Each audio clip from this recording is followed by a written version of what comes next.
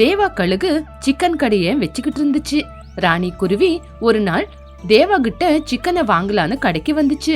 என்ன ராணி, எப்ப பார்த்தாலும் சிக்கன் வாங்க வரும்போது ஒரு டிஃபன் டப்பாவை கொண்டு வர? அதுவா, பிளாஸ்டிக்க யூஸ் பண்ண கூடாதுன்னு நம்ம கவர்மெண்ட் சொல்லிக்கிட்டு இருக்குல்ல, அதுக்குதான். எதுக்கு பிளாஸ்டிக்க உபயோகப்படுத்தணும்னு டிஃபன் டப்பாவை கொண்டு வரேன். நீயும் உன் கடையில இந்த மாதிரியே செய். வேணா ஒரு போர்டு கூட போட்டுக்கோ. உன்னோட ஃப்ரீ அட்வைஸுக்கு ரொம்ப நன்றி. ஆமா, உனக்கு எவ்வளவு சிக்கன் வேணும்? 1/2 கிலோ கொடுங்க.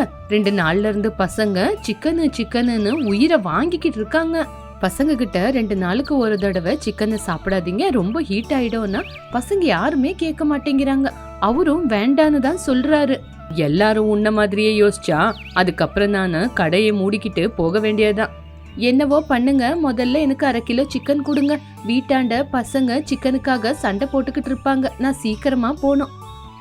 குடுக்கற இரு, ஒரு 10 நிமிஷம் வெயிட் பண்ணா போதும். கழுகு ஃப்ரெஷ்ஷா இருக்கிற சிக்கனை கொண்டு வரேன்னு போச்சு. குருவி அங்க உக்காந்துகிட்டு பசங்க வீட்டுல சிக்கனுக்காக எவ்வளவு சண்டை போட்டுக்கிறாங்களோன்னு அதை பத்தி யோசிச்சுக்கிட்டு இருந்தது.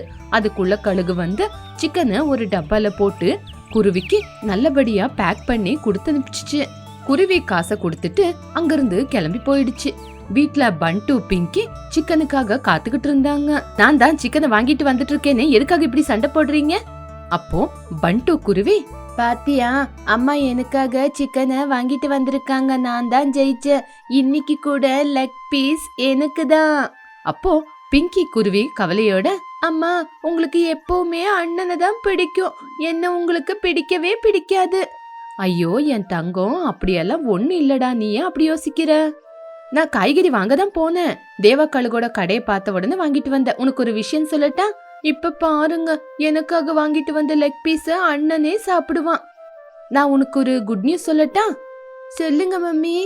நான் இன்னைக்கு லெக் பீஸே வாங்கிட்டு வரல, செஸ்ட் பீஸ் தான் வாங்கிட்டு வந்தேன். இப்ப நீங்க 2 பேரும் ஜெயிச்ச மாதிரி தானே அப்படின்னு சொல்லி குருவி சமைக்கிறதுக்காக போச்சு. பேய் இன்னொரு பக்கத்துல நாட்டுக்கோழி குழம்பையும் வித்துக்கிட்டு இருந்துச்சு. ஆனா யாருமே அதுகிட்ட நாட்டுக்கோழியாவது குழம்பையாவது வாங்கிக்கிட்டே இருக்கல. பேய் ஒரு நாள், எதுக்காக என்கிட்ட குழம்பும் கறியும் வாங்க மாட்டேங்கிறீங்கன்னு கேட்டுச்சு. நீ பொழைக்கிறதுக்காக தானே வந்திருக்க பேயி, என்ன பொழைக்க நீங்க எங்க விடுறீங்க? யாருமே என்கிட்ட கறிய வாங்கறது இல்லையே. நீ எப்படி கோழிய வளர்க்கறேன்னு எங்களுக்கு தெரியல, எப்படி குழம்பு வைக்கிறேன்னு தெரியல. எதை நம்பி உங்ககிட்ட நாங்க குழம்பையும் கறியும் வாங்குறது சொல்லு பார்க்கலாம். நீங்க எல்லாருமே என்னோட கடைகிட்ட வாங்க, அங்க நான் கோழிய எப்படி வளர்க்குறேன், எப்படி நாட்டுக்கோழி குழம்பு வைக்கிறேன்னு பாருங்க. அதுக்கப்புறம் நீங்களே வந்து என்கிட்ட கறியை வாங்குவீங்க. நல்ல ஆஃபரை தானே கொடுக்குறேன். இங்க பாரு பேயே, நீ என்னதான் பண்ணாலும் நாங்க யாருமே உங்ககிட்ட கறியாவது குழம்பாவது வாங்க மாட்டோம்னா வாங்க மாட்டோம். நீங்க எல்லாரும் என்ன சொன்னாலும் சரி, எனக்கு தெரிஞ்ச இந்த வியாபாரத்தை நான் விட மாட்டேன். நாட்டுக்கோழி அம்மா, நாட்டுக்கோழி கிலோ 300 ரூபா மட்டும்தான். நாட்டுக்கோழிய சாப்பிட்டு சந்தோஷமா இருங்க, ஆரோக்கியமா இருங்க. நாட்டுக்கோழி. இப்படி பேயே சத்தம் போட்டு ஊருக்குள்ள வித்துக்கிட்டு இருந்தது. அன்னைக்கு நைட்டு பண்டி பிங்கிக்கு ஃபுட் பாய்சன் ஆயிருச்சு. ஸ்மைலி கொக்கு பசங்களுக்கு மருந்து கொடுத்துச்சு. கலப்படம் பொருள் சாப்பிடுறதுனாலதான் பசங்களுக்கு ஃபுட் பாய்சன் ஆயிருக்கு. கலப்படம் பொருளா? உங்களுக்கு தெரியும் தானே டாக்டர், நான் வெளியில இருந்து பசங்களுக்கு எந்த ஒரு ஃபுட்டையும் வாங்கிட்டு வந்து கொடுக்கறது இல்ல, நானே சுயமா தான் செஞ்சு கொடுக்கறது அப்படின்னு சொல்லிச்சு. அதுக்கு ஸ்மைலி கொக்கு, ஆமா காலையில பசங்களுக்கு என்ன கொடுத்தீங்க? சிக்கன் கொடுத்தேன். எப்பவுமே வாங்கிட்டு வர நம்ம கழுகு கடையில இருந்து தான் வாங்கிட்டு வந்து கொடுத்தேன். ஓகே, இப்போதைக்கு எந்த பிரச்சனையும் இல்ல, இருந்தாலும் நீங்க பத்திரமா பாத்துக்கணும். டாக்டர் ஸ்மைலி கொக்கு அங்கிருந்து போனதுக்கு அப்புறம் குருவி கவலையோட உக்காந்துக்கிட்டு பசங்களை பாத்துக்கிட்டு கவலைப்பட்டுக்கிட்டு இருந்தது. அங்க பேய் வந்துச்சு. சமாதானமா? குருவி, இப்ப பசங்களுக்கு எப்படி இருக்கு? ஸ்மைலி டாக்டர் வந்து இப்பதான் மருந்து கொடுத்தாங்க. சரி, எதனால ஃபுட் பாய்சன் ஆனதுன்னு டாக்டர் சொன்னாங்களா? கலப்படம் ஃபுட் சாப்பிட்டதுனாலதான் இந்த மாதிரி பிரச்சனை வந்துச்சா? நான் உங்களுக்கு எவ்வளவு தடவை சொன்னாலும் நீங்க என் பேச்சையே கேட்க மாட்டேங்கிறீங்க. என்கிட்டயே கோழி வாங்கிக்குங்கன்னு சொன்னா அந்த தேவா கழுகுகிட்டயே போய் சிக்கனை வாங்கி கொடுக்கறீங்க. அந்த கழுகு எந்த மாதிரி கோழிய வளர்த்து உங்களுக்கு கொடுக்குதுன்னு தெரியுமா அப்படின்னு சொல்லிக்கிட்டு இருக்கும்போது ராஜு காக்கா வந்துச்சு. நீ சொல்றது உண்மைதான். வியாதி வந்த கோழிய குறைஞ்ச விலைக்கு வாங்கி நம்மளுக்கு அதிக ரேட்டுக்கு வித்துக்கிட்டு இருக்கு. என்னங்க சொல்றீங்க? நீங்க சொல்றது உண்மையா? ஆமா, உண்மைதான். எல்லாரும் சொல்லும்போது நானும் நம்பல. இப்ப நான் வழியில வந்துகிட்டு இருக்கும்போது தேவா கழுகு அது கடையில வேலை செய்யற இன்னொரு கழுகு கிட்ட சொல்லிக்கிட்டு இருந்ததை கேட்டேன். செத்து போன கோழிய கடையில வாங்கி வச்சுக்கிட்டு இருக்காங்க. இவங்க நாசமா போக இந்த மாதிரி கோழிய வாங்கி தான் வித்துக்கிட்டு இருக்காங்களா? இதனால என் பசங்க மட்டும் இல்ல, மத்த பசங்களுக்கும் பிரச்சனை தானே. இத சும்மா விடக்கூடாது. தேவா கழுகு கிட்ட யாருமே சிக்கன் வாங்க கூடாதுன்னு நம்ம தான் ஜனங்களுக்கு போய் தெரிய வைக்கணும். அத நீங்க தான் சொல்லணும். நான் சொன்னா யாருமே நம்ப மாட்டாங்க. சொல்றேன் கழுகு. பசங்க பத்ரம். அப்படி சொல்லி பேய் கிளம்பிடுச்சு. மறுநாள் ராணி குருவி, ராஜு காக்கா, ஸ்மைலி கொக்கு, சசி பறவை, மீனா கிளி எல்லாருமே தேவா கழுகோட கோழி கடைக்கு வந்தாங்க. என்ன எல்லாரும் கூட்டம் கூடிக்கிட்டு என் கடைக்கு வந்திருக்கீங்க? எல்லாரும் சத்தம் போட்டு கழுக திட்டிக்கிட்டே இருந்தாங்க. அப்போ கழுகுக்கு விஷயம் எல்லாமே புரிஞ்சு போச்சு. இதுக்கப்புறம் உங்ககிட்ட சிக்கன் வாங்க மாட்டோம்னு சண்டை போட்டுட்டு போயிட்டாங்க. அந்த விஷயம் கேட்டு பேய் ரொம்ப சந்தோஷப்பட்டுச்சு. இனிமே எல்லாரும் எங்கிட்ட தான் வாங்குவாங்கன்னு சந்தோஷப்பட்டுச்சு. இங்க பாருங்க பேய், இதுக்கப்புறம் நாங்க சிக்கனை பேன் பண்றோம். நாங்க நம்பினவங்களே எங்களுக்கு மோசம் பண்ணிட்டாங்க. இதுக்கப்புறம் வெளியில இருந்து வந்த உன்னையும் நம்பி நாங்க சிக்கனை வாங்க மாட்டோம். நீயும் சிக்கன் விற்க கூடாது. அது இல்ல.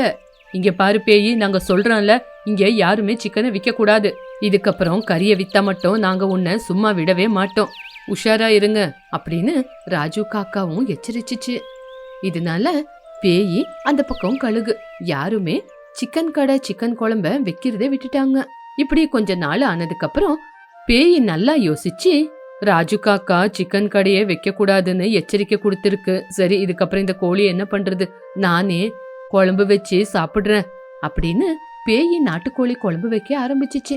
அந்த நாட்டுக்கோழி குழம்போட வாசனை அங்க இருக்கிற பறவைங்க வீட்டுக்கெல்லாம் பரவிச்சு. ராணி குருவி பசங்களுக்கு சப்பாத்தி செஞ்சு கொடுத்திருந்தது. நாட்டுக்கோழி வாசனை வந்த உடனே பண்டி குருவி, பா நல்ல நாட்டுக்கோழி குழம்பு வாசனை வருது அப்படின்னு பண்டி குருவி தட்டை எடுத்துக்கிட்டு பேய் வீட்டுக்கு வந்துச்சு.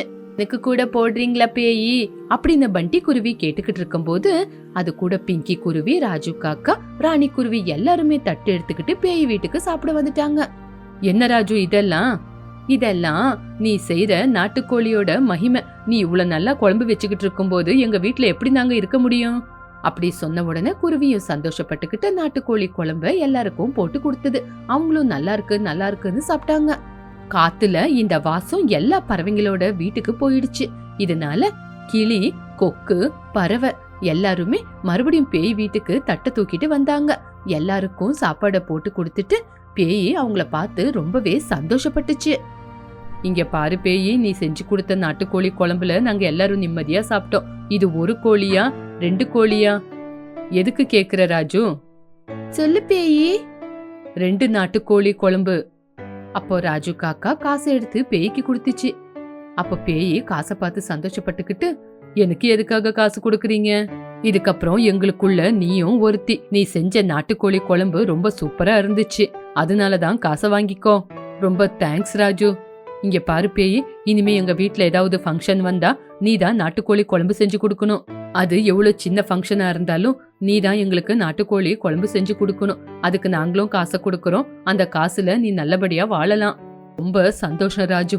உங்களுக்குள்ள என்னையும் ஒருத்தியா சேர்த்துக்கிட்டது மட்டும் இல்லாம எனக்கும் வேலை கொடுத்து என்னையும் பொழைக்க வச்சிங்கல, நான் இந்த உதவிய மறக்க மாட்டேன். அவ்வளோ பெரிய பெரிய வார்த்தை எதுக்கு பேய்? நீ எங்களுக்கு வயிறு நிறைய நல்லபடியா கோழி குழம்பு வச்சு கொடுத்துருக்க. அதனாலதான் எல்லாரும் இந்த முடிவு எடுத்திருக்கோம். எல்லாரையும் இனிமே பத்திரமா பாத்துக்கோ. தேவா கழுகுகிட்டையும் கொஞ்சம் பத்திரமா இரு அப்படின்னு சொல்லி எல்லாரும் கிளம்பி போயிட்டாங்க. அன்னையில இருந்து பேய் அந்த ஊர்ல யாரு வீட்டுல ஃபங்க்ஷனா இருந்தாலும் நாட்டுக்கோழி குழம்பு வச்சு கொடுத்துக்கிட்டு இருந்தது.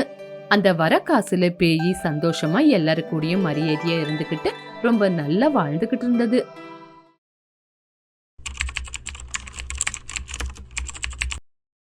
வெளிய மழை கொட்டு கொட்டுன்னு கொட்டிக்கிட்டு இருக்கும்போது மழைக்கும் தனக்கும் எந்த ஒரு சம்பந்தமே இல்லாத மாதிரி ராணி குருவி தன்னோட வாணி, கீதா 2 பசங்க கூட சேர்ந்து பிரியாணிய சாப்பிட்டுக்கிட்டு இருந்தது.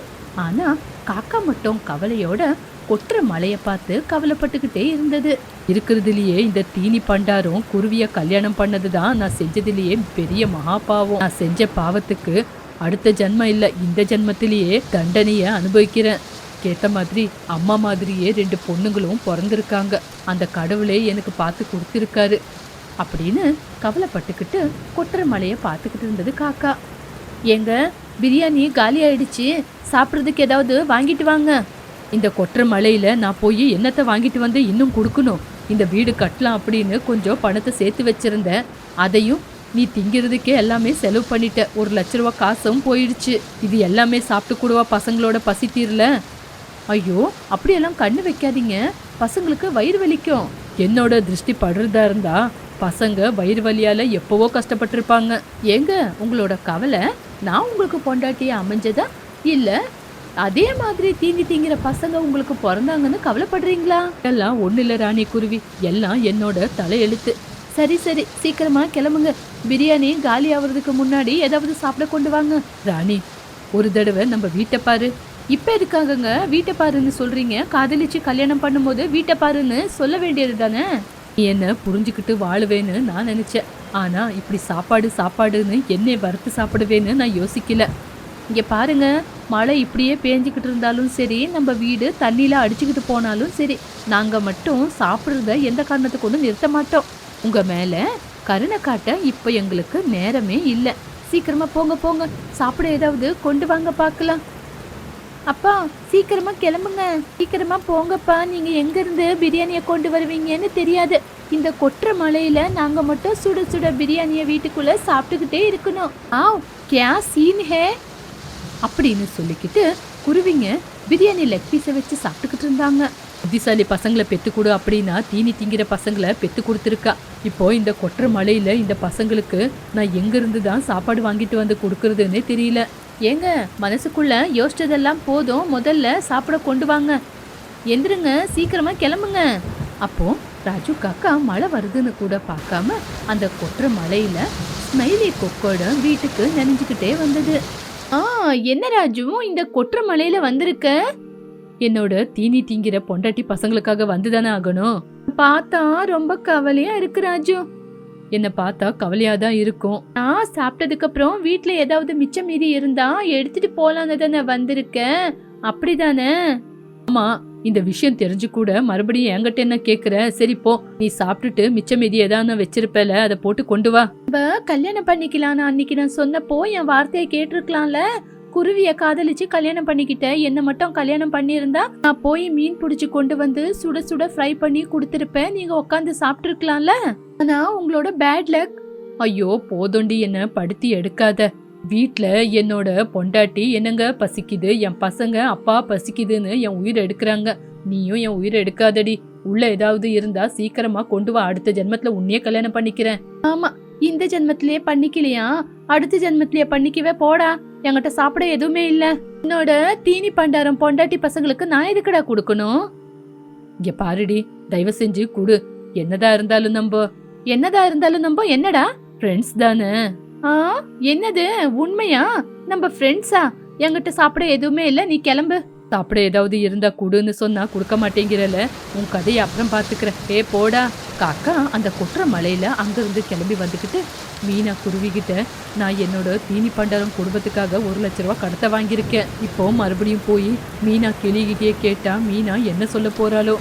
மானம் மரியாதைன்னு யோசிச்சா எங்கேயும் போய் கடன் வாங்க முடியாது, எனக்கு அது இல்லவே இல்லையே. சரி, மீனா கிளிகிட்டே போய் காசை கேட்குறேன் அப்படின்னு கிளியோட வீட்டுக்கு போலான்னு போச்சு. இந்த பக்கம் ராணி குருவி தன்னோட பசங்க கூட உக்காந்துக்கிட்டு சமோசாவை சாப்பிட்டுக்கிட்டு இருந்தது. அந்த நேரம் பார்த்து சசி பறவை அவங்கள பார்த்துக்கிட்டே இருந்துச்சு. இந்த 3 பேருக்கும் எப்படியும் சாப்பிட்ற பைத்தியம் இருக்கு. இவங்க இப்படி இருக்கும்போது ராஜு காக்காவை நான் என்னோட சொந்தமாக்கிக்கணும். ராஜு காக்கா மட்டும் ஏன் சொந்தமாயிடுச்சுன்னா நாங்க 2 பேரும் சந்தோஷமா வாழ்க்கையை நடத்திக்கிட்டு இருக்கலாம் அப்படின்னு யோசிச்சுக்கிட்டு இருக்கும்போது ராணி குருவி, என்ன பறவை இந்த மாதிரி கொட்டிக்கிட்டு இருக்கிற மழையிலையும் எங்களுக்காக சமோசாவை செஞ்சு கொண்டு வந்திருக்க, எதுக்கு கொண்டு வந்திருக்குன்னு தெரிஞ்சுக்கலாமா? அது மழை வந்துகிட்டு இருக்குல்ல, நீங்க வேற தீனி திங்கிற குடும்பம், உங்களுக்காக ராஜு காக்கா ரொம்பவே கஷ்டப்பட்டுக்கிட்டு இருக்கோம்ல. மம்மி, இப்ப ஏன் மம்மி கேள்வி கேக்குறீங்க? நம்மளுக்கு தேவையானது சாப்பாடு, அது நம்ம கண்ணு முன்னாடி இருக்குல்ல, வாங்க மம்மி சாப்பிடலாம். சரி பசங்களா, சாப்பிடுங்க சாப்பிடுங்க, இதுதானே நம்மளுக்கும் தேவை. பாரு சசி, எங்களுக்கு இந்த சமோசா பத்தாது, நீ போய் சுட சுட சப்பாத்தி செய்ப்போ. சரி, நான் போய் செஞ்சு கொண்டு வரேன். ஆமா, ராஜு காக்கா எங்க காணோம்? உனக்குன்னு யாருமே இல்லை, ஆனா நாங்க அப்படியா? இந்த வீட்டில் நான் என்னோட 2 பசங்க இருக்காங்கல்ல, அவங்களுக்காகயாவது ராஜு காக்கா சம்பாதிக்கணும்ல. சரி நீ கிளம்பு, எங்க பசிய தீக்க கஷ்டப்படணும்ல சசி பறவை. ராஜு காக்காவுக்கு என்ன கஷ்டம் வந்துருச்சு, இந்த கொட்டுற மழையிலயும் உங்க சாப்பாடுக்காக எவ்வளவு கஷ்டப்படணும். பாவம், அவரு ரொம்ப கிரேட். இங்க பாரு சசி, புகழ்ந்ததெல்லாம் போதும், முதல்ல எங்களுக்கு சப்பாத்தி செஞ்சு கொண்டு வா, போ. அப்போ பறவை தன்னோட மனசுல, சி இது என்ன தீனி பண்டார குடும்பமா இருக்க, புருஷன் கஷ்டப்படுறான்னு கொஞ்சம் கூட யோசிக்காம சாப்பாடுன்னு சொல்றா. அந்த பசங்களுக்கு கூட அப்பா எவ்வளவு கஷ்டப்படுறாருன்னு கொஞ்சம் கூட அப்பா மேல கருணையே இல்ல.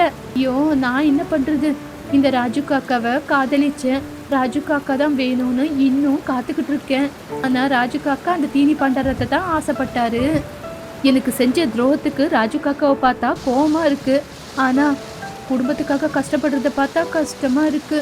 அதுக்குதான் ராஜு காக்காவுக்கு என்னால முடிஞ்ச உதவிய செஞ்சுக்கிட்டு இருக்கேன் அப்படின்னு கொற்ற மலையில பறவை வீட்டுக்கு போய் சப்பாத்திய செய்ய ஆரம்பிச்சிச்சு. இந்த பக்கம் ராஜு காக்கா மீனா கிளியோட வீட்டுக்கு வந்து தன்னோட வீட்டு பிரச்சனையை பத்தி சொல்லி கடன் கேட்டுக்கிட்டு இருந்தது.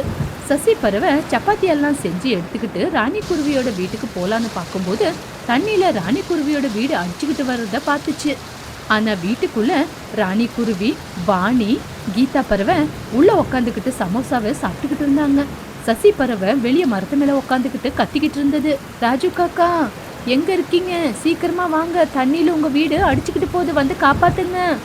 கிளியோட வீட்டுல இருந்த காக்காவுக்கு பறவை கூப்பிடுறது கேட்டுச்சு.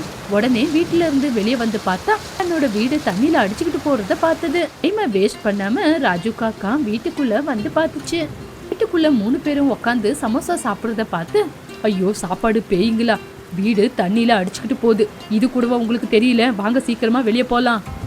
பசங்க சமோசாவை சாப்பிட்டுக்கிட்டு இருக்காங்க, அவங்க சாப்பிட்டோம், நீங்க போய் அவங்கள காப்பாத்துற வேலையை பாருங்க. இப்ப கூட சாப்பாடு தான் ஞாபகம் ராணி, இங்க பாருங்க அங்க கயிறு இருக்கு, அந்த கயிறை கொண்டு போய் மரத்துக்கு கட்டுங்க, அப்போ நம்ம வீடு எங்கேயுமே அடிச்சுக்கிட்டு போகாது. இன்னும் எங்களுக்கு சாப்பிட எதுவும் கொண்டு வரலையா, நீங்க போய் சாப்பிட கொண்டு வாங்க, அப்படி கட்டிட்டு போங்க, நம்ம வீட்டுக்கும் நம்ம பசங்களுக்கும் எந்த ஒரு பிரச்சனையும் வராது, உங்க சாப்பாடுக்கு ஒரு பெரிய கும்பிடு அப்படின்னு சொல்லி ராஜு காக்கா ஜன்னலுக்கு கயிறை கட்டி அந்த கயிறை கொண்டு போய் மரத்துக்கு கட்டி விட்டுச்சு. அந்த நேரம் பார்த்து சசி பறவை சப்பாத்தியை எடுத்துட்டு வந்துச்சு. சாப்பாடுக்காக நிறைய இடத்துல கடன் வாங்கியிருக்கீங்க, என்ன பண்றது சசி, கடன் வாங்கிதானே ஆகணும். இங்க பாருங்க உங்களுக்காக சப்பாத்தி கொண்டு வந்திருக்கேன், முதல்ல சாப்பிடுங்க. இப்ப எனக்கு பசி எடுக்கல, அப்புறமா சாப்பிடுறேன். உடம்புல தெம்பு இருந்தாதானே உங்க குடும்பத்தை நீங்க காப்பாத்த முடியும், முதல்ல சாப்பிடுங்க, சுட சுட சாப்பிட்டாதான் உங்களுக்கு தெம்பு வரும் அப்படின்னு சசி பறவை ராஜு காக்காவை சாப்பிட வச்சுச்சு. இப்படி கொற்ற மழையிலயும் தன்னோட குடும்பத்தை காப்பாத்திச்சு காக்கா.